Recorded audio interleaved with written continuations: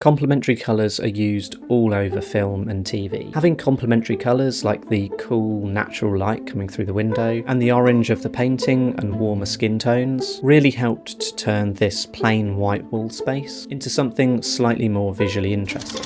Have you ever tried shooting a documentary completely solo? No crew, no sound guy, no gaffer, just you and the subject. Recently, I filmed an episode of Masters of Craft in a plain white office with one window and a single subject that barely moved, meaning myself and all the other shooters are having to work alone with the artists. So this poses an interesting question of how do we make that look good?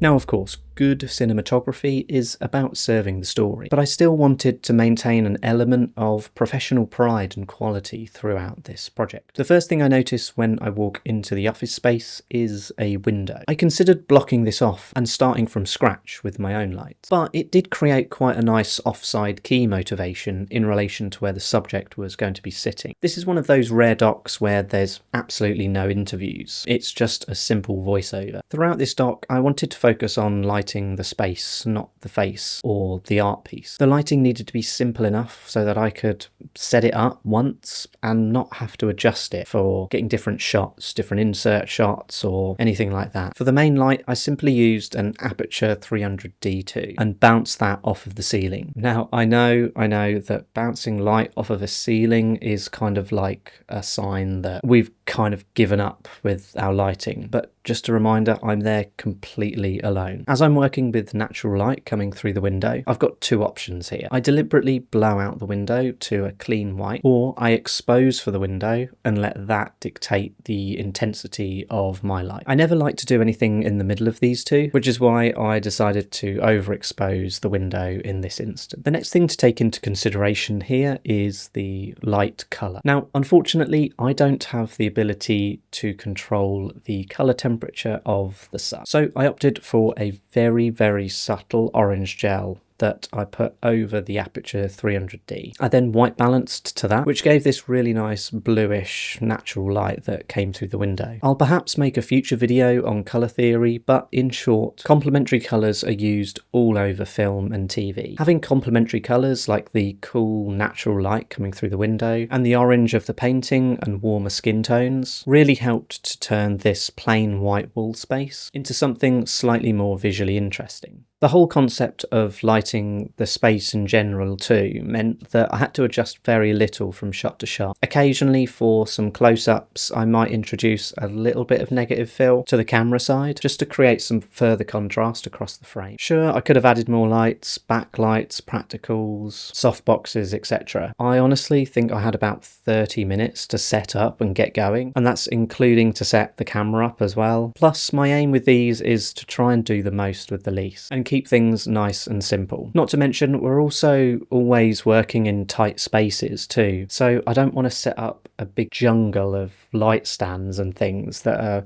in the way that me and the artist have to try and climb through just to get to what they're working on. As I said, I'm working completely alone and I've only got so much brain bandwidth.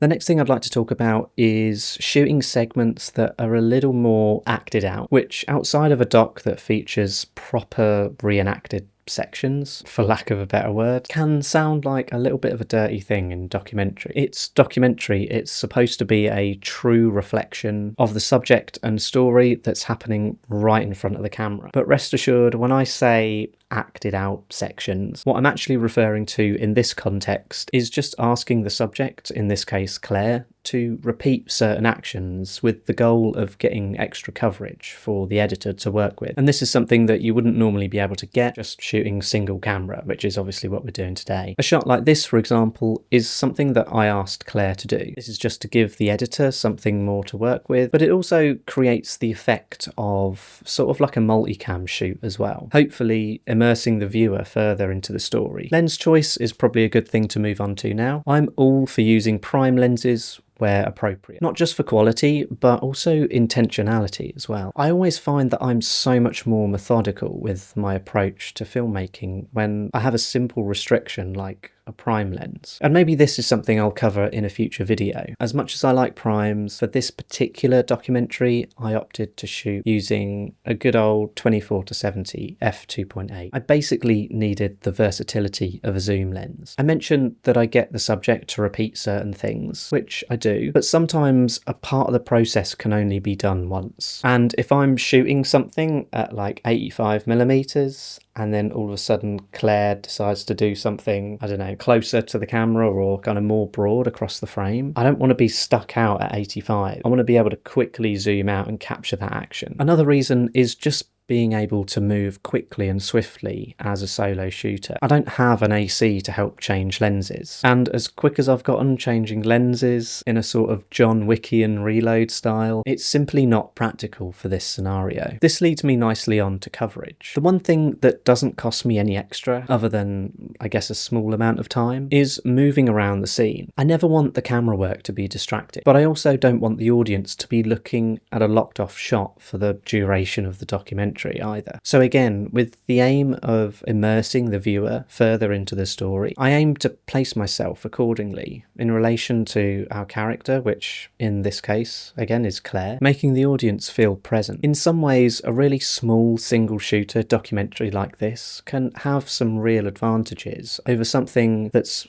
more of a bigger production. The thing that becomes really noticeable is how intimate the productions feel. After about an hour, the subject really settles in, and I, as the person shooting the doc, can kind of fly under the radar from that point onwards. Something that's much harder to do with a full crew present and watching. I often really enjoy getting to know the subjects as well, and sometimes end up staying friends with them, which to be honest is a part of documentary that I absolutely love. I get to meet so many amazing and interesting people, all because of one tool, a camera.